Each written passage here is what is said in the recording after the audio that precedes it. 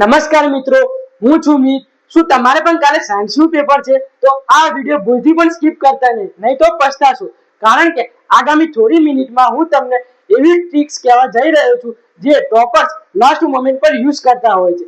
એનાથી તમારા માર્ક્સ પણ વધી શકે છે. મિત્રો, તમારે પણ અમુક ચેપ્ટર વાંચવાના બાકી રહી ગયા છે તો ડરશો નહીં, આજે પણ ગેમ ચેન્જ થઈ શકે છે. તમે સૌથી પહેલા તો આખી બુક ફરીથી વાંચવાનો વિચાર કરશો નહીં.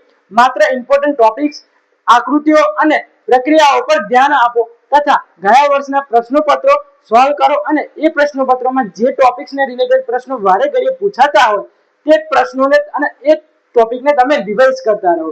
ત્યારબાદ 80-20 નો રૂલ ફોલો કરો, જેમાં 20% ટોપિક હોય અને આપણને તે ટોપિક 80% માર્ક્સ આપી શકતો હોય તેવા.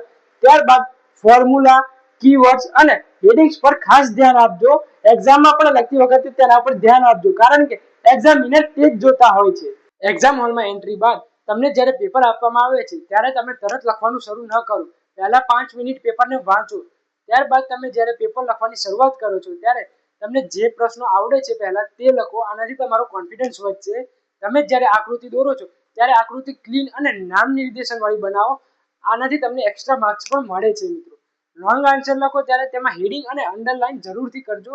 આ ખૂબ જ જરૂરી છે. મિત્રો, યાદ રાખજો કે પેપર માત્ર નોલેજથી નહીં, સાથે સાથે કોન્ફિડન્સ હોય તો જ જીતાય છે.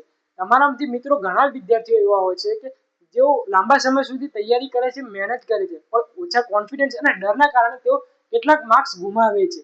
તમે જેટલા શાંત રહેશો તેટલું તમારું મગજ ફાસ્ટ કામ કરશે.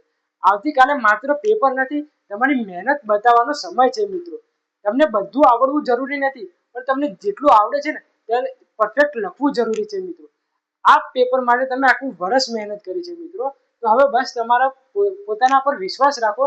તમે તૈયાર છો ને તમે કરી શકો છો. મિત્રો, તમને બધાને ઓલ ધ બેસ્ટ અને બેસ્ટ ઓફ લક. મિત્રો.